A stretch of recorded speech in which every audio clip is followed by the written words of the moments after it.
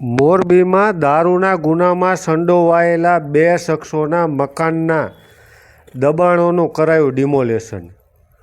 મોરબીમાં દારૂના ગુનામાં સંડોવાયેલ 2 શખ્સોએ સરકારી જગ્યા પર દબાણ કરી ઘર બનાવ્યું હોવાનું તંત્રને ધ્યાને આવતા આજે બંને ઘરનું ડિમોલેશન કરી સરકારી જગ્યા ખુલ્લી કરવામાં આવી છે.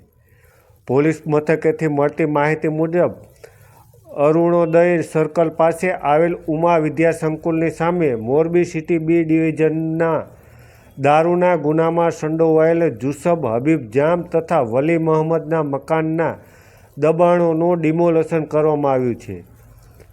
આ મામલે મામલતદાર હિતેશ કુંડારિયાએ જણાવ્યું હતું કે મોરબીમાં અસામાજિક તત્વોના દબાણની યાદી આપવામાં આવી હતી ને જેમાં તપાસ કરતાં બંને મકાનોના સર્વે નંબર 20ના સરકારી ખરાબામાં આવતા હોવાનું ધ્યાને આવ્યું હતું, જેથી 20 ચોરસ મીટરના બંને મકાનો તોડી પાડવામાં આવ્યા છે.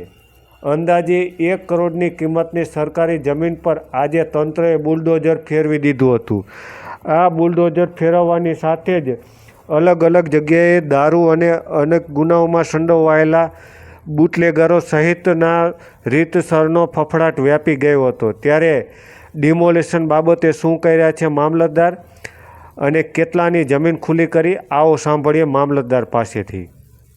તરફથી અસામાજિક તત્વોનો સરકારી ખરાબામાં દબાણનો અહેવાલ આવેલો, એના અનુસંધાને અમે તપાસ કરાવેલી. તપાસ કરતાં સરકારી ખરાબાના મોરબી શહેરના સર્વે નંબર 20માં 2 અસામાજિક તત્વો દ્વારા